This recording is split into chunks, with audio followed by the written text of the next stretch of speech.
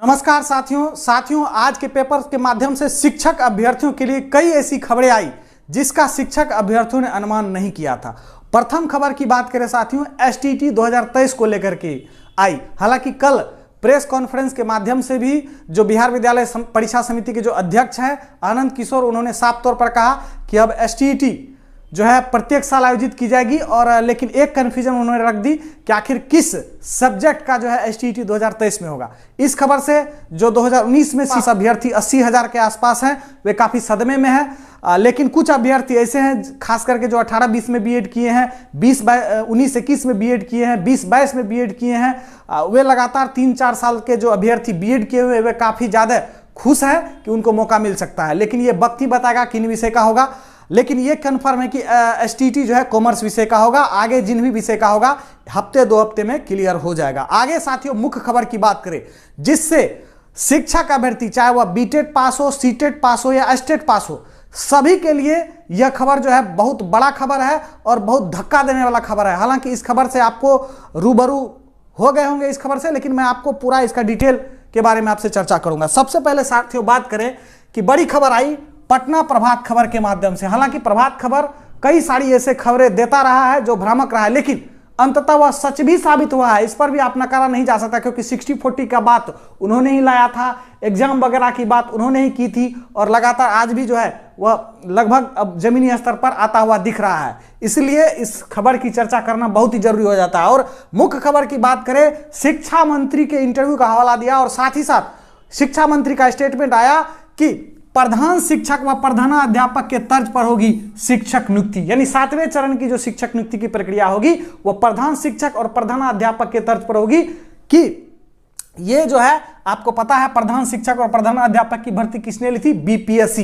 यानी साफ तौर पर समझे कि जो शिक्षा मंत्री का बयान है कि बीपीएससी के माध्यम से हम बिहार में 7वें चरण की नियुक्ति कराएंगे। इसके बाद उन्होंने यह भी कहा है कि बीपीएससी के माध्यम से होगी तो स्पेशल वेतन भी मिलेगा। और वेतन क्या मिल सकता है बिहार में आपको पता है, अगर एग्जाम वगैरह अगर जमीन पर आता है बीपीएससी के माध्यम से होता है तो 2-4-5 हजार की वृद्धि की जाएगी या उससे ज्यादा नहीं की जाएगी, हमें जहां तक जानकारी है। इसके बाद वो तीसरा पॉइंट आया कि नियोजन एवं नियुक्ति की प्रक्रिया 2 से 3 महीने में हम शुरू करेंगे और दिसंबर के अंत में नियमावली 2022 आ जाएगी। साथियों इस खबर से शिक्षक अभ्यर्थियों के महकमे में काफी ज्यादा हलचल हो गई है। अभ्यर्थी भ्रमित हो चुके हैं, अभ्यर्थी चिंतित भी है क्योंकि लगातार 4 साल से अभ्यर्थी इंतजार कर रहे हैं और 4 साल सीटेड बीटेड पास करने के बाद जब आप बैठते हैं तब आपको अंत में सूचना मिलती है कि आपको एक और परीक्षा देना होगा, तो उससे आम अभ्यर्थी विचलित होंगे ही क्योंकि उन्होंने अपना समय दिया है, खून दिया है, पसीना दिया है, अपने गार्जियनों का अरमान दिया है इस शिक्षक बहाली को लेकर के। अब मैं बताता हूं साथियों, हमें जो जानकारी मिली है, मैंने इनकी जानकारी लेने का प्रयास किया इस जो खबर है, लेकिन पुख्ता जानकारी नहीं मिल पाई है, उड़ती उड़ती खबर है, मैं आपके बीच साझा करता हूं। हालांकि नियमावली आएगी उसके बाद ही क्लियर होगा कि प्रोसेस क्या होगा। लेकिन जो इस खबर की मैंने सच्चाई जानने का प्रयास किया तो जानकारी ज्यादा नहीं मिल पाई, लेकिन एक जानकारी मिल पाई है कि ये जो बीपीएससी की बात चल रही है तो बीपीएससी के माध्यम से अगर एग्जाम होता है तो समझ जाइए, बीपीएससी के माध्यम से अगर 7वें चरण की नियुक्ति होती है तो उसमें वही फॉर्म भरेंगे जो पहले से सीटेड बीटेड पास है और या जो एस्टेट पास है, यही अभ्यर्थी जो है इस एग्जाम को देंगे। साफ तौर पर आप समझ लें, इनमें वही अभ्यर्थी भाग लेंगे जो सीटेड बीटेड पास होंगे। ठीक है, मेरिट का प्रारूप का पता नहीं चला है, चर्चा है, ये फाइनल अभी नहीं हुआ है। अब साथियों बात करें कि ये चर्चाएं आखिर जो शिक्षक बहाली को लटकाने का प्रोसेस जो बिहार सरकार कर रही है, क्योंकि 4 साल से अभ्यर्थी इंतजार किए हैं और अभी अगर एग्जाम का प्रोसेस जमीनी स्तर पर आता है तो कहीं ना कहीं लगभग 2023-24 1-1.5 साल एग्जाम की प्रक्रिया चलेगी बिहार में। क्योंकि पता है कि बिहार में कोई भी एग्जाम होती है तो पहले एग्जाम होगा, फिर कैंसिल होगा, फिर क्वेश्चन आंसर सीट के लिए कोर्ट में केस होगा, फिर रिजल्ट के लिए केस होगा, 1.5-2 साल प्रक्रिया यह जो है लसक जाएगी। इसके बाद साथियों बड़ी खबर यह भी है, स्पेशल एग्जाम कब होता है? स्पेशल एग्जाम वहां होता है जहां पर सीट कम है, छात्र ज्यादा है। जैसे यूपी, राजस्थान, झारखंड, एमपी वगैरह में सुपर टेट वगैरह की प्रक्रिया ली जाती है वहां के राज्य सरकारों के द्वारा। तो क्यों लिया जाता है कि वहां पर अभ्यर्थी ज्यादा है, सीट कम है, तो उस वहां कंपटीशन हो जाता है, तो छांटने के लिए जो है सुपर टेट जैसी प्रक्रिया लाई जाती है।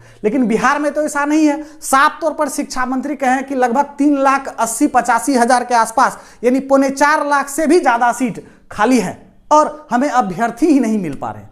तो भाई स्पेशल एग्जाम लेने की जरूरत क्या है?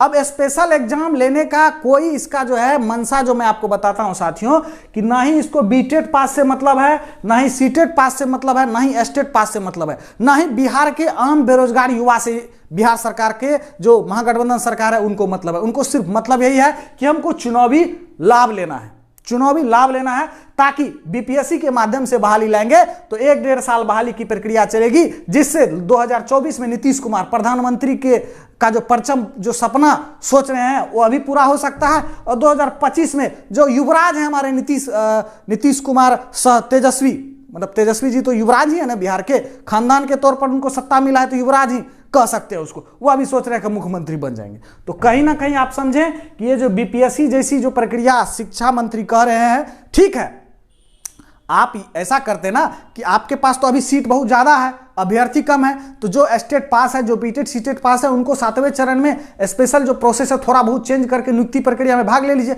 जब आपके पास 7वें चरण के पास बात तो सीट की कमी होगी तब उस वक्त आप स्पेशल एग्जाम लीजिएगा, नए अभ्यर्थी आएंगे। अब ये पुराने अभ्यर्थी 4 साल से नियोजन की राह तक रहे हैं और आप अचानक से कह देंगे कि एग्जाम लेंगे और लक्ष्य सिर्फ एक ही है, सिर्फ जो है चुनावी लाभ लेना।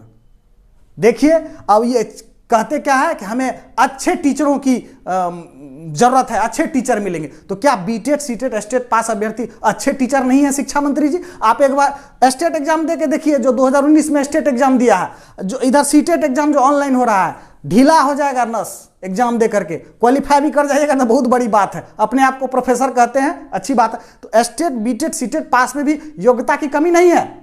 आप 60-40 लाए, उसको हम लोगों ने एक्सेप्ट किया क्योंकि एकेडमिक का जिनका कम है वो उसको भी समस्या दूर हो जाएगी, जिनका सीटेट में ज्यादा मार्क है वह भी संतुष्ट हो जाएंगे, वह भी आप लागू नहीं कर रहे हैं। तो साफ तौर पर समझे कि ये जो बीपीएससी जैसी प्रक्रिया है यह अभी चर्चा में है, फाइनल नहीं हुआ। मैं साफ तौर पर कह दूं आपको साथियों, यह फाइनल तब होगा जब कैबिनेट में इसको लाया जाएगा। आप इसको रोक भी सकते हैं। रोक कैसे सकते हैं? 13 दिसंबर के होने वाले आंदोलन में भाग लेकर के बिहार के कोने कोने से अभ्यर्थी, जानकारी मिल पा रही है, पहुंचेंगे। दबाव से ही सारी काम होती है। 12 दिसंबर को कैबिनेट बैठक है, लेकिन जानकारी मिल पा रही है कि 12 दिसंबर को बहुत बड़ा कुछ नहीं होने वाला है, क्योंकि पेपर के माध्यम से भी आया है कि दिसंबर के अंत में जो है नियमावली आएगी। अगर चमत्कार होगा तो हो सकता है, लेकिन यह है कि 13 दिसंबर को आपको पहुंचना है। बीटेट सीटेट एस्टेट अभ्यर्थी भी अपना आंदोलन करेंगे, बीटेट सीटेट पास अभ्यर्थी भी आंदोलन कीजिए, तभी आप जो है इस लंबे चौड़े प्रोसेस से बच जाएंगे। देखिए एग्जाम से हमें कोई डर नहीं है, एग्जाम लीजिए कोई बात नहीं, लेकिन 7वें चरण में एग्जाम लेना ये तो सही नहीं है ना। 4 साल अभ्यर्थी इंतजार किए, अब उसको 2-3 साल और आप इंतजार कर रहे हैं, क्योंकि एग्जाम होगा तो बिहार में तो आपको पता है 2-3 साल लगता है। इसलिए सभी को मैं कहना चाहूंगा कि ये जो बिहार सरकार बहुत बड़ा षड्यंत्र कर रही है शिक्षक अभ्यर्थियों के बीच, और जो आप आम अभ्यर्थी सोए हुए हैं, यूट्यूब वीडियो के चक्कर में रहते हैं, आपका भविष्य बर्बाद होने वाला है। 1.5 से 2 लाख रुपया फंसा करके आप बीएड कर रहे हैं, डीएलएड कर रहे हैं, तमाम तरह की आहर्ताएं आपकी है, इतना दिन से पढ़े हैं, सारा का सारा आपका पानी हो जाएगा, और शिक्षक बनने का जो सपना आप देख रहे हैं वह भी पानी हो जाएगा। इसलिए 13 दिसंबर को होने वाले आंदोलन में भाग लीजिए, विधानसभा का घेराव कीजिए, अपना शक्ति का प्रदर्शन कीजिए। आपका जो है देखिए अंदर में जो है बीजेपी आपका साथ देगी, बाहर से आप शिक्षक अभ्यर्थी विधानसभा का जो है घेराव करेंगे, तो कहीं ना कहीं आपके मुद्दे को मजबूती मिलेगी। हो सकता है सरकार 7वें चरण में बीपीएससी वगैरह जैसी प्रक्रिया ना लाए, सिंपली प्रोसेस से करा दिया जाए और 8वें चरण में बीपीएससी जैसी प्रक्रिया लाए। तो साथियों, अगर ये वीडियो अच्छा लगा इसको ज्यादा से ज्यादा शेयर करें। धन्यवाद।